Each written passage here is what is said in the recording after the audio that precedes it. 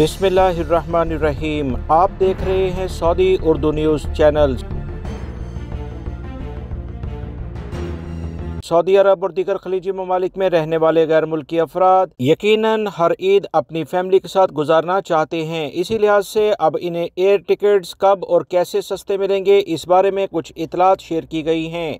Expedia travel group, जो कि 2025 Saudi Arab और दीगर खलीजी ममालिक में काम कर रहा है, इनकी जानिब से कहा गया कि सस्ते एयर टिकट और सफ़र के लिए बेहतरीन दिनों के हवाले से रिपोर्ट जारी की जाती है।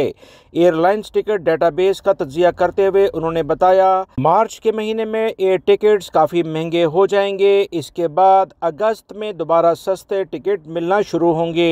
एक्सपीडिया के डेटाबेस के मुताबिक इतवार फ्लाइट बुकिंग के लिए सबसे सस्ता दिन है। इस दिन डोमेस्टिक फ़्लाइट के लिए बुकिंग पर 6% तक बचत हो सकती है, जबकि इंटरनेशनल प्रवासों के मुसाफिर पीर या जुमे की बुकिंग के मुकाबले में 17% बचा सकते हैं।